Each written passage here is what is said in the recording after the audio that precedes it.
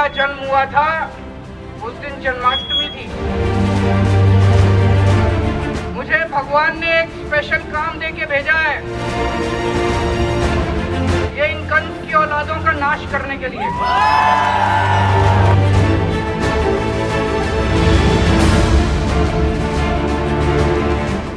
लगातार बारिश से जहां ठंड का एहसास हो रहा है, तो वहीं सियासत के तापमान में बढ़ोतरी हो रही है।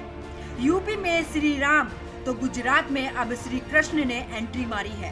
जी हां, सियासी गर्मी को हवा देने वाले पोस्टर बोर्ड पर अब अरविंद केजरीवाल ने एक बड़ा बयान देकर खुद को कृष्ण की उपाधि दे डाली और इस राजनीतिक लड़ाई को कृष्ण और कंस की लड़ाई से जोड़ दिया है।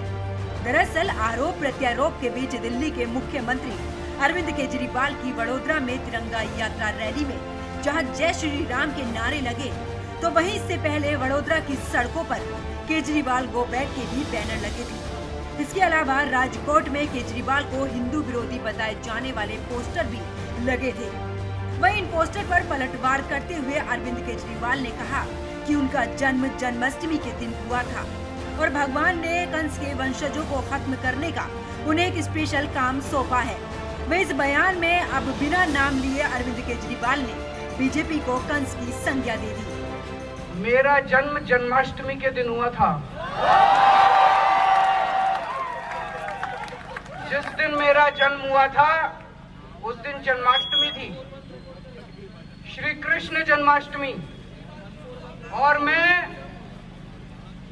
मुझे भगवान ने एक स्पेशल काम देके भेजा है, ये इन कंस की औलादों का नाश करने के लिए, इनका सफाया करने के लिए।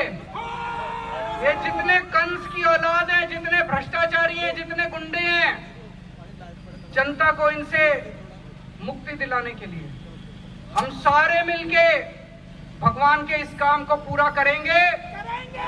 भगवान हमारे साथ है।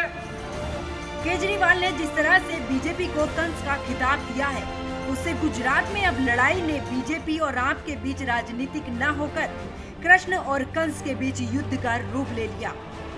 अब ये सियासी लड़ाई आने वाले समय में किस तरह से सामने आती है, अब गुजरात में कृष्ण जी केजरीवाल की नैया के खिवैया बनते हैं या फिर गुजरात में कमल विराजमान होता है, इसका तो इंतजार करना पड़ेगा।